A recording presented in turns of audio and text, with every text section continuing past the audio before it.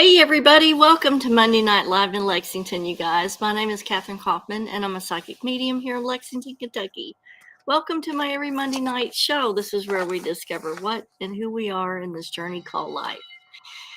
I hope you guys had a great holiday, and my notifications are driving me crazy over here. Let's do some shout outs. Hey to all you guys joining over here on Instagram. Special shout out to Melissa Bigley over here on Facebook. Of course, it's going to take everybody a few minutes to get their notifications and get logged in. So, how was your guys' holiday? And did you get to spend it with your loved ones this year? So it's, been a white Christmas here and a good birthday for me. Yesterday was my birthday. And we really didn't do that much, did we, David? We did not. No, we just kind of hung out and waited for my brother to get here, who got here thankfully yesterday around 4 or 5. Hey to Arthea Morgan. Merry Christmas to you guys. Hey to Gabby. Yes, Gabby's holiday was good. So was Greg's. Good to see you. Here's David. We enjoyed the touch of each other's souls.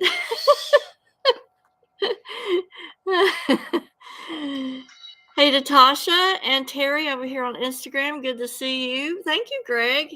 It was a good birthday. We didn't do much. Hey to Yasmin. Good to see you. And Regina and Lisa. Awesome that you guys can join me tonight. And Joe, good to see you too.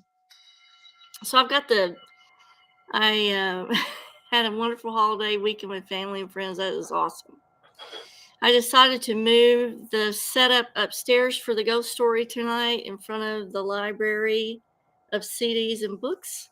And I have the spooky halo kind of going on here. So I was looking at, like winter legends and winter ghost stories. And it seems that in Victorian times, they were really big on during Christmas time, telling winter legends and winter ghost stories, specifically because it was the solstice and it's a time of transition. Plus, everybody was cooped up inside and couldn't get out. And back then, they didn't have TV or internet. And this was a way to gather everybody around the hearth and spend some quality time together getting your scare on. Special shout out to my beautiful neighbor, Miss Amber Benteen. Good to see you tonight. So I picked out probably one of the spookiest, I thought, ghost story or ghost legends. It's called The Old Portrait, and it's by, now his name is spelled Hume. Would you pronounce that Hume or Hume? What do you think, Danny? Hume. Hume Nisbet. Nisbet. And now that I've gone over the story and read it aloud a couple of times, I'm real interested to see if this author did any more stories of this nature, because this one is really good. Now, I'm going to caution you guys, this has got a lot of old terms that you've probably, or I haven't heard before, and I'm going to have some difficulty probably pronouncing those. So cut a girl some slack also, and not a lot of people know this, but I'm partially blind in this right eye, so and in muted lighting like this, I may make a mistake or two, but hopefully that won't matter too much. So let's go into the horrific story of The Old Portrait. Now, let me get rid of this here. Okay, let's begin.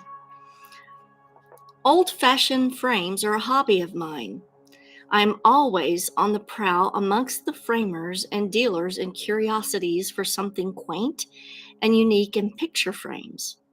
I don't care much for what's inside of them. For being a painter, it is my fancy to get the frames first and then paint a picture which I think suits their probable history and design. In this way, I get some curious and I think some original ideas. One day in December, about a week before Christmas, I picked up a fine but dilapidated specimen of wood carving in a shop near Soho. The gilding had been worn away and three of the corners broken off. Yet, as there was one of the corners still left, I hoped to be able to repair it from the others. As for the canvas inside this frame, it was smothered in dirt and time stains that I could only distinguish it had been very badly painted, likeness of some sort. Some commonplace person daubed in by poor pot-boiling painter to fill the second-hand frame, which his patron may have picked up cheaply as I did after him. But as the frame was all right, I took the spoiled canvas along with it, thinking, this may come in handy.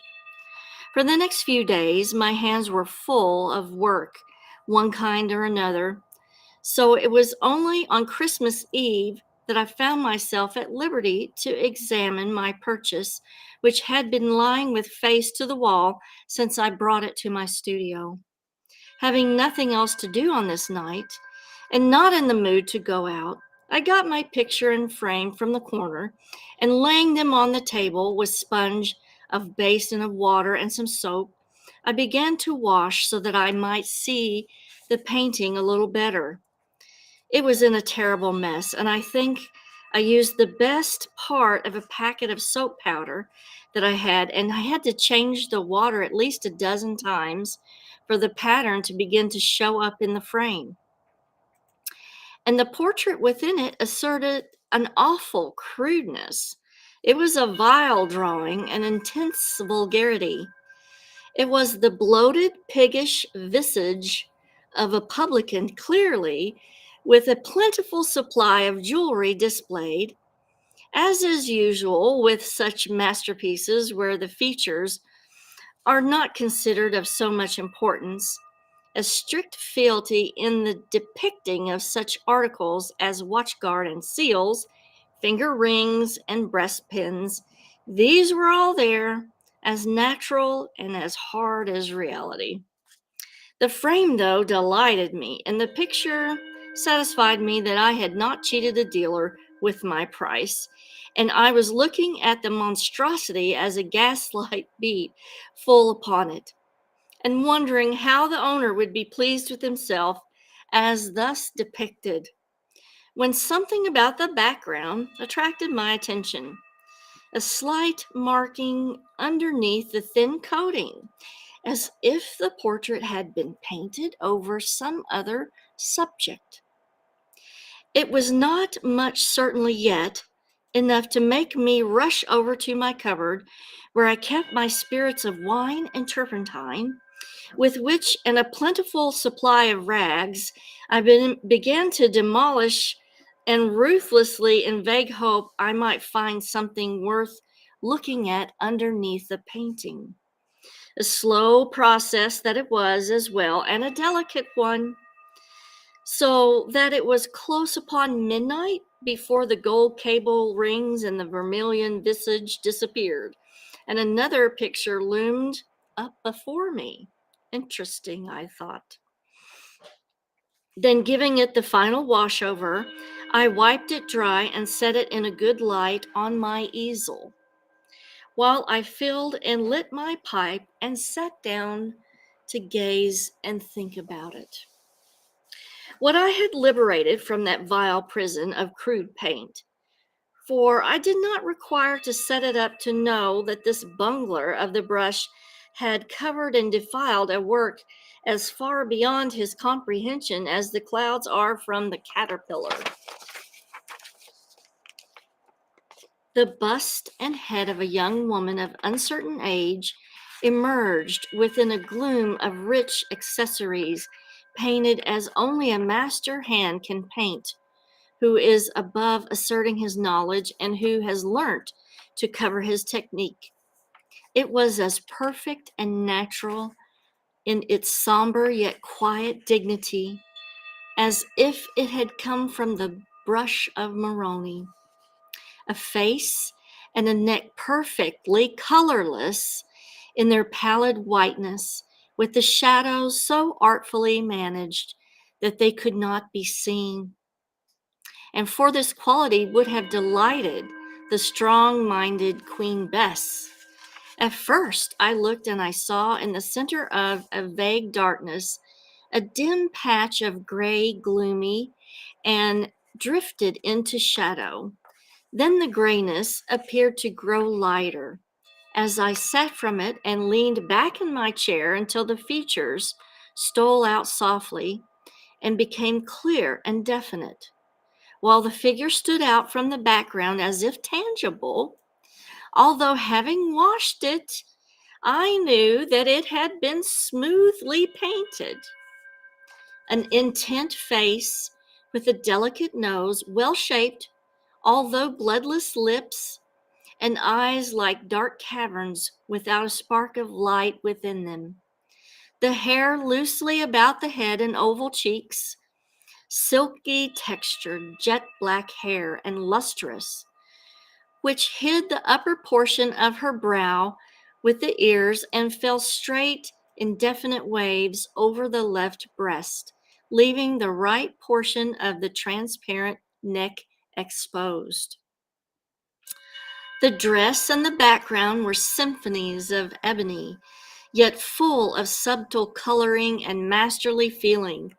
A dress of rich brocaded velvet with a background that represented vast receding space, wondrously suggestive and awe-inspiring. I noticed that the pallid lips were parted slightly and showed a glimpse of the upper front teeth, which added to the intent expression of the face. A short upper tip, which curled upward with the underlip full and sensuous, or rather, if color had been in it, it would have been so. It was an entire looking face that I had resurrected on this midnight hour of Christmas Eve. In its passive pallidity, it looked as if the blood had been drained from the body, and that I was gazing upon an open-eyed corpse. The frame also, I noticed for the first time in its details, appeared to have been disguised with the intention of carrying out the idea of life within death. What I had before looked like scroll work of flowers and fruit were loathsome, snake like worms twined around charnel house bones, which they half covered in a decorative fashion, a hideous design in spite of its exquisite workmanship that made me shudder. And I wished that I had left the cleaning to be done by daylight. I am not at all a nervous temperament and would have laughed at anyone who told me that I was afraid, and yet there I sat alone with this portrait opposite to me in the solitary studio, away from all human contact. For none of the other studios were tenanted this night, and the janitor had gone home on his holiday. I wish that I had spent my evening in a more congenial manner, for in spite of a good fire in the stove and the brilliant gas, that intent face and those haunting eyes were exercising a strange influence upon me. I heard the clocks from different steeples chime out the last hour of the day, one after the other, like echoes taking up the refrain and dying away in the distance. And I sat still and spellbound, looking at that weird picture with my neglected pipe in hand and a strange lassitude creeping over me. It was the eyes which fixed me now with the unfathomable depths and absorbing intensity. They gave out no light, but seemed to draw my soul into them, and with it my life strength and everything I had energy wise. I lay inert before them until overpowered. I lost consciousness and dreamt, I think. I thought that frame was still on the easel with the canvas, but the woman had stepped from them and was approaching me with a floating motion, leaving behind her a vault filled with coffins. Some of them shut down, whilst others lay or stood upright and open, showing the grisly contents of their decaying and strained cerements. I could only see her head and shoulders with the somber drapery of the upper portion of the inky wealth of hair flowing around. She was with me now, that pallid face touching my face, and those cold, bloodless lips glued to mine with a close, lingering kiss, while soft black hair covered me like a cloud and thrilled me, though, through and through, with the delicious thrill that, whilst it made me grow faint, intoxicated me with delight. As I breathed, she seemed to absorb it quickly into herself, giving me back nothing, getting stronger as I was becoming weaker, while the warmth of my contact passed into her and made her palpate with vitality. And all at once, the horror of my approaching death seized upon me, and with a frantic effort, I flung her from me and started up from my chair, dazed for a moment and really uncertain of where I was. Then consciousness returned, and I looked around wildly. The gaslight was still blazing brightly while the fire burned ruddy in the stove. By the timepiece on the mantel, I could see that it was 12:30. The picture and frame were still on the easel, only as I looked at them, the portrait had changed. A hectic flush was on the cheeks, while her eyes glittered with life, and the sensuous red lips were ripe with a drop of blood still on the nether one. In a frenzy of horror, I seized my scraping knife and slashed out the vampire picture, then tearing and mutilating fragments out as I crammed them into my stove and watched them frizzle with savage delight. I still have the frame, but I haven't had the courage yet to paint another suitable portrait to put in it. The end. I hope you guys enjoyed your Christmas story. Let me look back to see if there were any questions. Special shout out to my beautiful daughter-in-law, Miss Brooke Yule Lawrence. Thanks for tuning in. Thank you, Amber. I did have a good birthday yesterday. I hope you guys enjoyed the story. And thanks for tuning in. I know this is a short show, but I just wanted to pop on here. I didn't want to skip Monday night. I just wanted to pop on here and do a Christmas ghost story for you. And Brooke, you may want to let Mike listen to the story. It could be fodder for a future movie. Who knows? This would be an easy one to shoot. So thanks for tuning in. I will see you guys next Monday night. Until then, you guys have a fabulous week. Kisses from Kentucky, and I will see you much later.